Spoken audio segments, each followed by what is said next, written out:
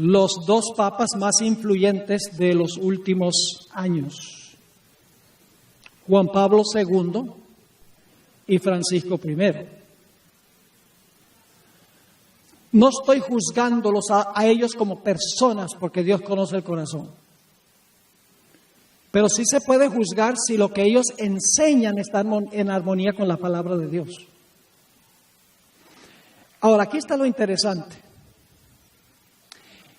El Papa Juan Pablo II escribió una carta pastoral que lleva el nombre Dies Domini, que traduce el día del Señor.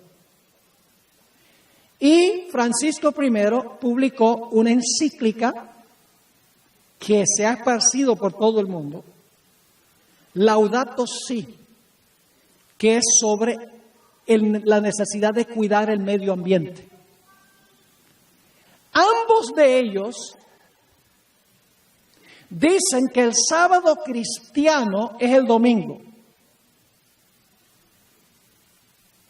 y que el sábado de la Biblia era solo para los judíos.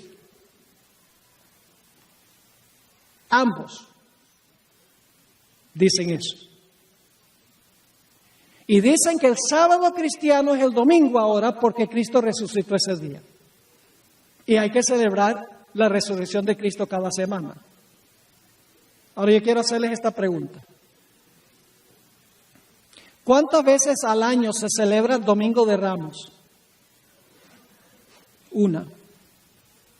¿Cuántas veces al año se celebra miércoles de ceniza? Un día. ¿Cuántos días al año se celebra Jueves Santo? Una vez. ¿Cuántas veces se celebra Viernes Santo? Una. Y entonces, ¿por qué el Domingo de Resurrección se celebra semanalmente? ¿Ustedes me están entendiendo? En ninguna parte dice que se debe celebrar lo que pasó el jueves, lo que pasó el viernes, lo que pasó el domingo, lo que pasó el domingo antes. En ninguna parte dice la Biblia que eso hay que celebrarlo. Y tampoco dice que semanalmente hay que celebrar el domingo porque Cristo resucitó. Es una conjetura humana creada por el papado como su señal de autoridad. ¿Y saben lo que es interesante? Los dos papas, Francisco I y Juan Pablo II, dicen que el sábado, séptimo día de la semana, era del viejo pacto.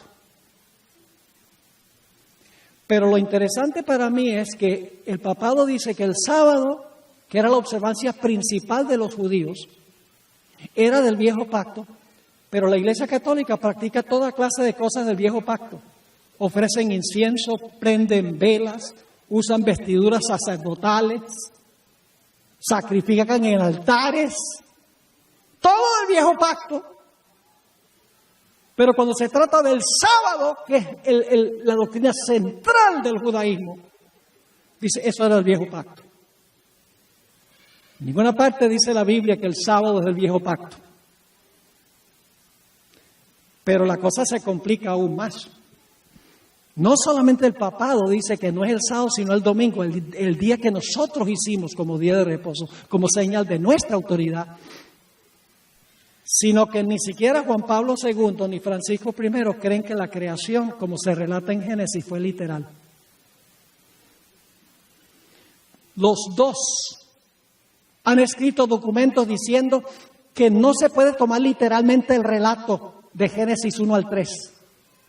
Que es un relato simbólico, que todas las cosas llegaron a existir por evolución, por un proceso de millones de años. Eso dicen. Les leo lo que dijo Francisco I, por ejemplo. Dice el Big Bang, ¿saben lo que es el Big Bang, verdad? Que hubo una explosión y todo empezó a evolucionar. El Big Bang, que hoy aceptamos, dice él, como el origen del mundo, yo no lo acepto. Pero él dice, en nombre de su iglesia, él dice, el Big Bang, que hoy aceptamos como el origen del mundo, no contradice la intervención de un creador divino, sino que la requiere. La evolución en la naturaleza no es incompatible con la noción de la creación, ya que la evolución requiere la creación de seres capaces de evolucionar. Y ahora viene la parte más crucial.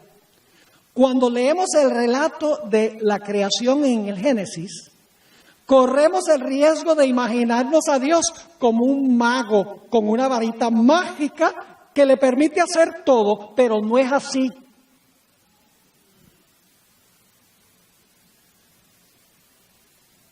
¿Pueden ver el contraste?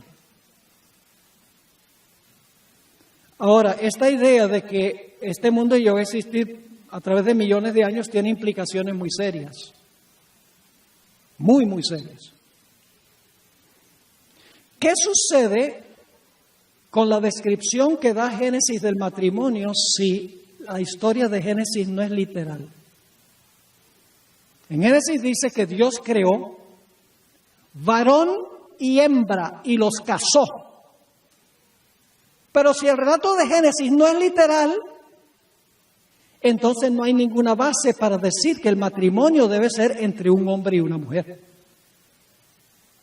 ¿Qué sucede con el sábado si los días de la creación no fueron literales? El sábado desaparece. Además de eso, la idea de que las cosas evolucionaron a través de millones de años significa cuántos millones de años tenemos que esperar hasta que termine el proceso de evolución. ¿Qué pasa con la inminencia de la segunda venida de Jesús? Desaparece. Porque si estamos en el proceso de evolucionar, ¿cuántos millones de años más necesitamos para alcanzar el clímax de la evolución? Además de eso, esta idea que tiene el papado es un atentado contra la omnipotencia de Dios. ¿Acaso Dios no es suficientemente poderoso como para crear las cosas desde un comienzo, bien hechas? Es un ataque en contra de la sabiduría de Dios. Porque un Dios sabio puede hacer las cosas perfectas desde un comienzo y no seguir un proceso largo y cruel de la evolución. ¿Y saben lo que es interesante? Francisco I ha dicho que una de las cosas principales que debemos hacer nosotros los cristianos es ayudar al más débil. Pero no se da cuenta que el consejo que está dando no cuadra con su teología, porque la evolución funciona a base de la selección natural, la supervivencia del más fuerte. Esa es lo que es la teoría. Los fuertes sobreviven y los débiles desaparecen. ¿Cómo entonces él puede decir los fuertes lo que tiene que hacer es ayudar a los débiles? Contradice el mecanismo de la evolución. Además de eso, es un ataque frontal en contra del amor y la misericordia de Dios. ¿Cómo es que Dios usó un proceso tan cruel como el proceso de la evolución? Donde sus criaturas mueren a través de millones de años de derramamiento de sangre, porque esa es la teoría de la evolución. En el mundo animal, salvaje, hasta que finalmente aparece el ser humano como lo conocemos hoy. ¿Acaso un Dios que se preocupa por un pájaro que cae del árbol va a usar un mecanismo cruel como la evolución para crear? Además de eso, las implicaciones son aún más serias. Porque si la historia de Génesis 1 al 3 no es literal, entonces la caída de Adán y Eva en pecado tampoco es literal.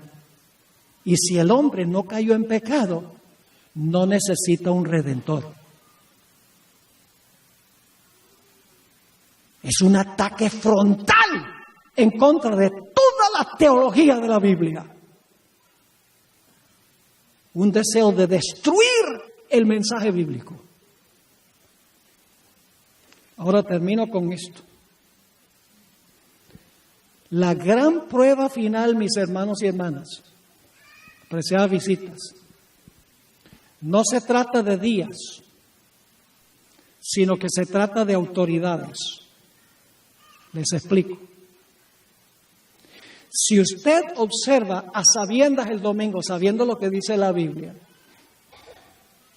si observa el domingo como día de reposo, usted está reconociendo la autoridad del poder que creó el domingo como día de reposo. Y el papado dice, nosotros lo hicimos. Está reconociendo la autoridad del papado. Si usted observa el séptimo día sábado, usted está reconociendo la autoridad del que creó el sábado, Dios. Es decir, detrás de los días está cuál autoridad acepta usted. Ese es el gran conflicto. ¿Cuál autoridad aceptamos? El día sencillamente es la forma en que nosotros demostramos cuál autoridad aceptamos. ¿Y saben lo que dijo Juan Pablo II en su carta pastoral Dies Domini? Dijo que cuando se termine toda la historia de este mundo y estemos en el reino, dice que guardaremos un eterno domingo. ¿Y dónde dice la Biblia que vamos a guardar un eterno domingo? En ninguna parte. En Isaías dice que vamos a ir ¿cuándo? De sábado en sábado. Ahora, ¿cómo estamos guardando nosotros el sábado?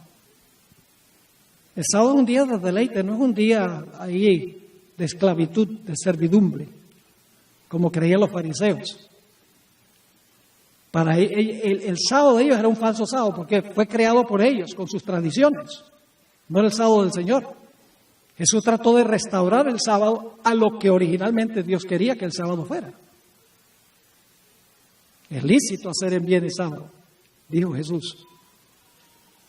¿Cómo estamos nosotros observando el sábado, hermanos y hermanas? Recordemos que cada segundo del sábado es santo. Le pertenece a Dios. ¿Qué estamos pensando en sábado? ¿Qué estamos hablando en sábado? ¿Qué estamos haciendo en sábado?